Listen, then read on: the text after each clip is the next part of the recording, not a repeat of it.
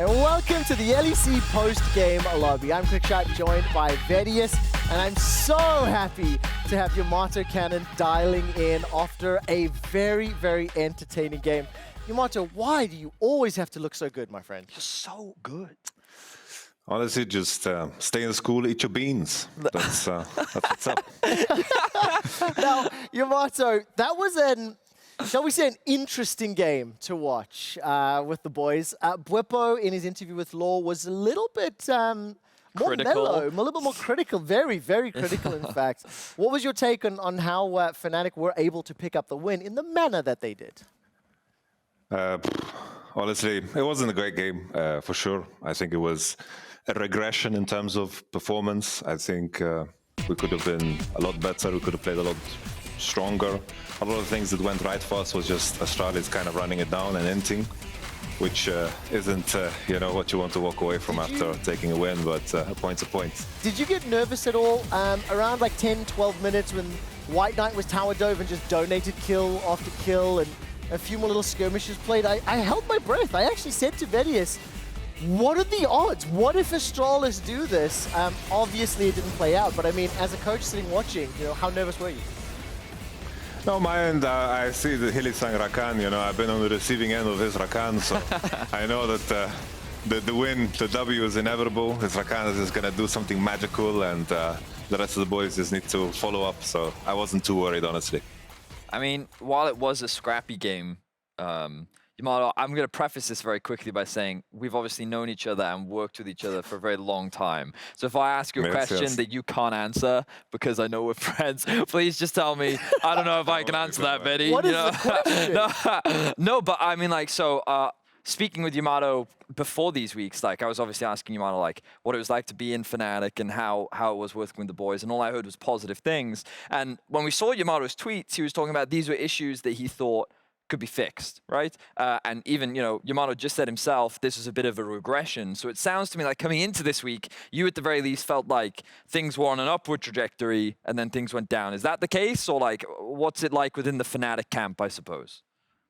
No, it's just the tricky thing with best of ones always, right? It's like you get to showcase, you have one moment in time where you can showcase something, and, this game wasn't great. We've had scrim games that are fantastic, and we've had scrim games that aren't that great, and you kind of almost flip a coin when it comes to the match game. I think this time around, we have a lot more to show. That's how I would put it. We didn't show everything that we have. We can play a lot better. The mistakes that we did, honestly, I think anyone would punish them. I think we can do a lot better.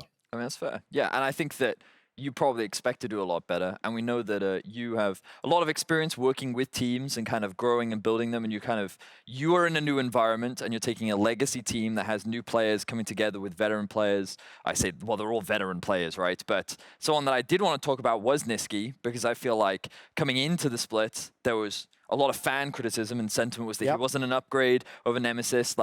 How was it last year on Cloud9 towards the end of his split? He wasn't feeling strong, but he did win Kia Pog. So I'd love to hear your thoughts on what it's like working with Nisqy and what you think of Nisqy overall, because I think he's not doing too bad, man.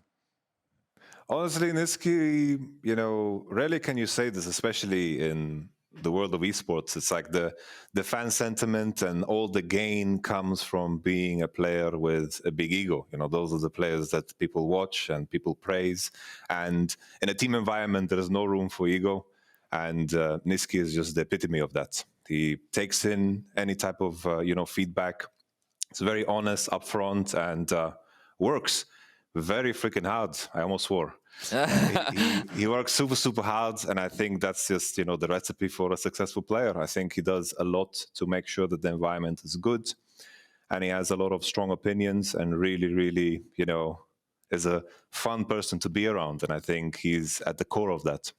I think in terms of gameplay, he's growing into his role, and I think at the beginning, he was trying to find himself in an element, in a dynamic where 3 players have already played with each other, and now it's coming to fruition. I think he's going to just become better and better as the weeks progress.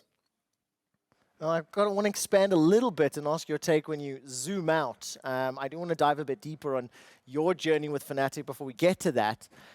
What is the state of the LEC? Schalke just took down Rogue earlier today. They took down G2 last week. And when we pull the standings up on the screen, There's a lot of volatility, shall we use that word? What's your take on what we're seeing on stage, what you're seeing behind the scenes, and overall these first 3 weeks of 2021? Well, it's been a little bit all over the place. Honestly, this is the first time I look at the standings since the LEC has started, because I just couldn't care less. I'm so focused on what we're doing and what's going on with us and just our improvement, because the results come after. I think there is room for everyone to upset everyone. Always in the beginning of spring, everyone's a bit shaky. We've always been through that route after December break. There's a new patch, there's a new game with the new items and all. So I think there's always room to like draft upsets, do maybe a couple of mistakes that shouldn't happen.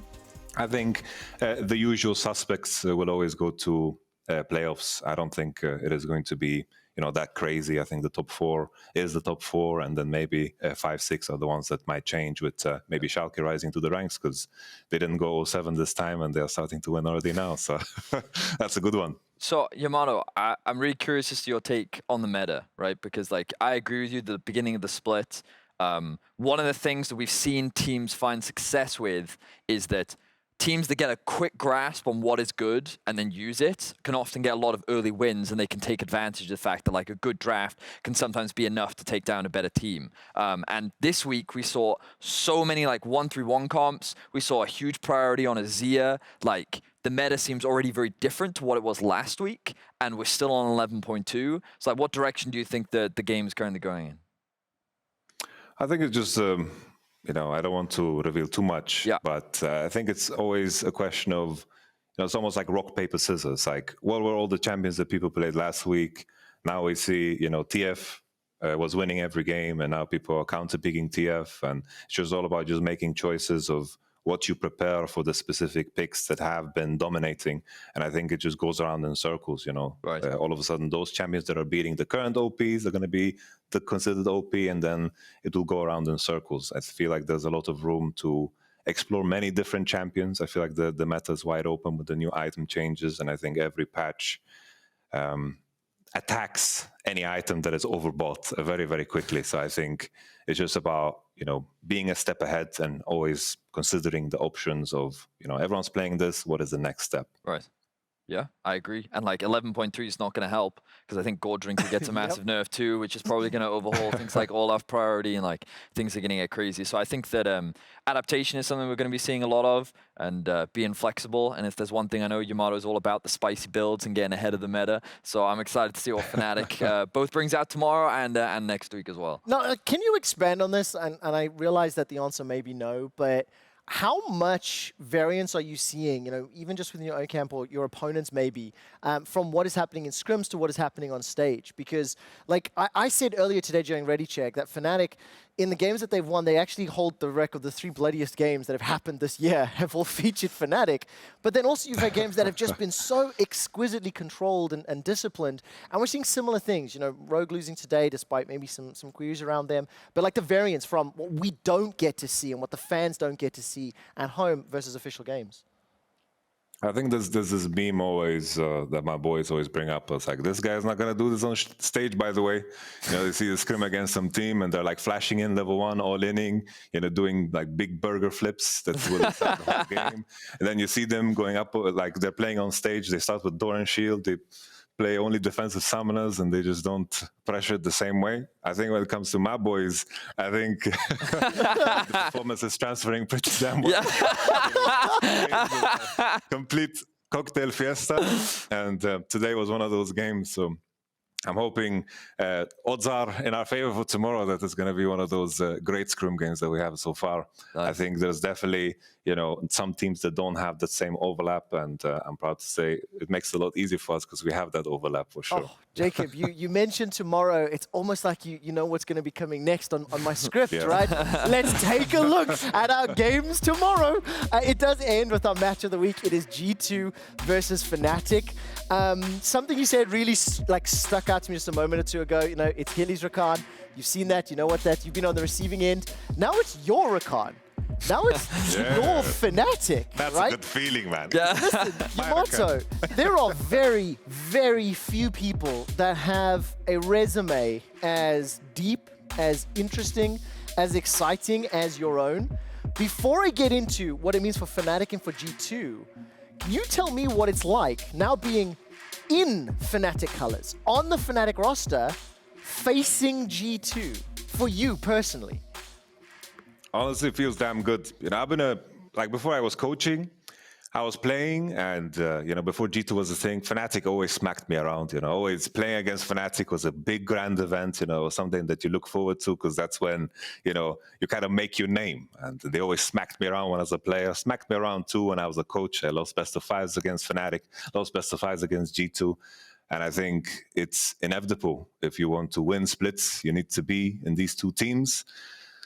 So with that being said, this grand event, you know, in this journey to what we want to be, winning the LEC, like, this is just another game, you know? I know for fans, it means a lot more, and maybe for the players, it means a lot more. But for me, you know, whether we win or lose tomorrow, no one's going to give a damn because the finals is going to decide everything. You know, when that finals occurs, no one's going to sit there and read. It's like, well, they won, you know, week 3. No one's going to give a shit. So for me, you know, it's just a stop in the road.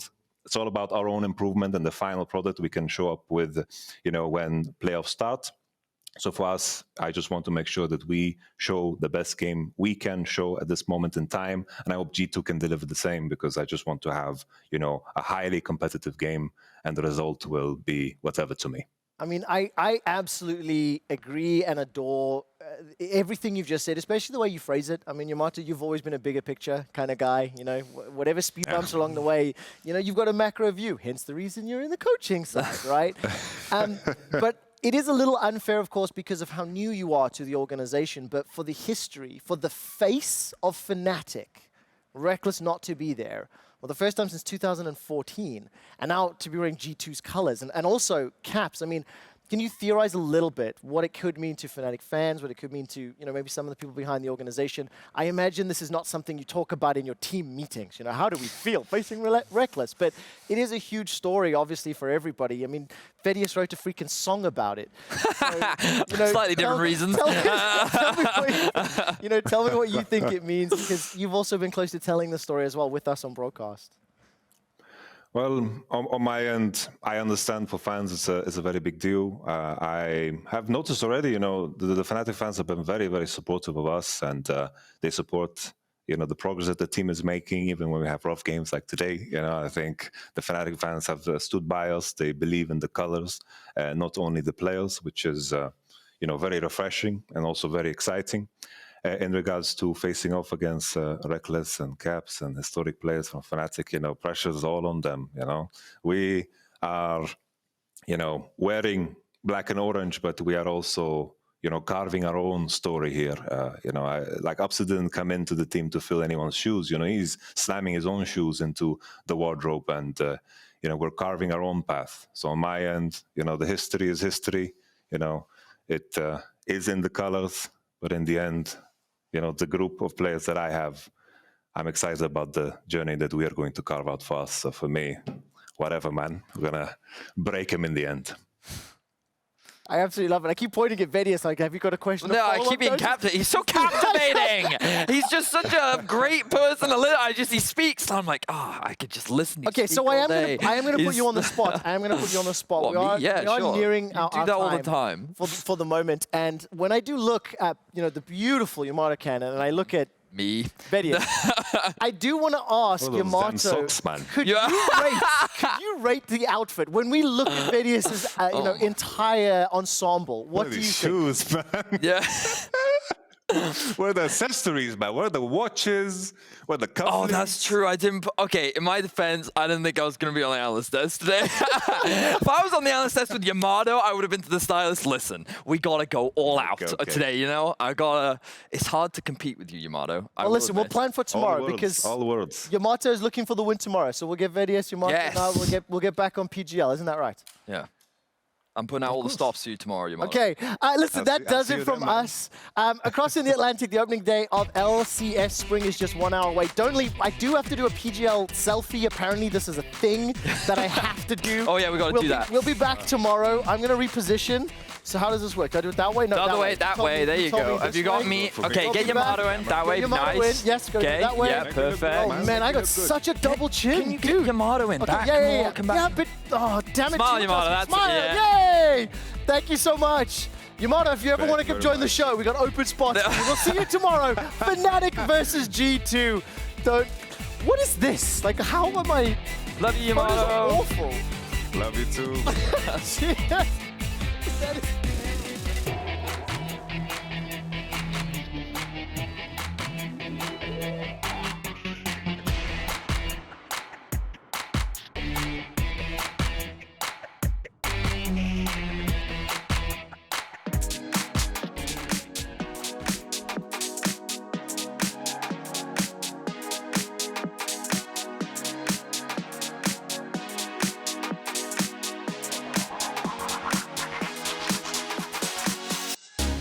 Double dash in, Snare gonna connect, place the follow-up. Kabi can leap in, a Cappy and Rain isolated target, perfectly timed too. He gets the evolve and finds the kill within 1 minute. Now wonders into the flank position, flashed away, Labrov almost down, Reckless with a final Q gets the kill, and you can see Comp trying to escape, caught up with the deadly flourish, they're realm warping in, they want the kill. Comp's on the other side of the wall.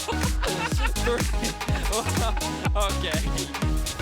Labrov gets hooked, deadly flourish coming out, and already he is dead. Mickey's still alive, Curtain Call coming out, Scheme trying to jump onto the backline, will get a counter kill, but he pays for it with his life, the rest of Vitality retreating into their own jungle once again.